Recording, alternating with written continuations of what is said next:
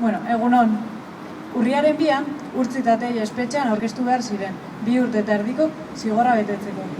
Hala ere, desobedientziaren autua egin dute, eta ez dira aurkeztu. Erabaki horren arrazoiak azaldu dituzte, urriaren 2ko prentzaurreko jendetsuan irakurri genuen gutunean. Beste eredu sozioekonomiko baten aldeek kalean borrokatzagatik atxilotu gintuzten.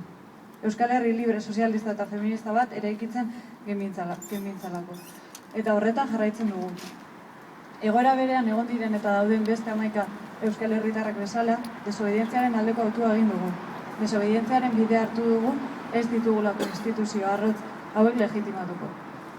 Desobedientzia audentzien epaituak izaten ari diren 28 gazteek bezala, justizia eta legearen artean justizia aukeratzen dugulako, desobedientzia herri oso baten erabakia delako.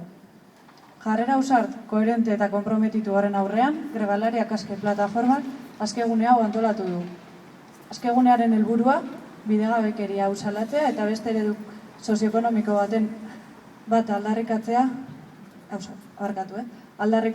jarraitzeaz gain, Urtzi eta Teieri elkartasuna erakustea eta gure babes osoa ematea da.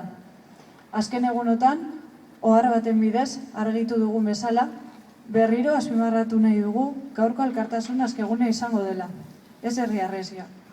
Gaurko helburua goiz osoan zehar plaza honetan irautea da. Urtzi eta Teieri elkartasuna erakutziz eta babesa emanez. Baina ez dugu herri harresirik egingo. Edozein arrazoirengatik polizia plazan sartzen bada, bizkarra emango diegu. Lasaitasunaz jokatuko dugu, eta ez gara provokazioetan jauziko. Elkartasuna, babesa, duintasuna eta lasaitasuna horiek izango dira gaurko askegunearen gakoak.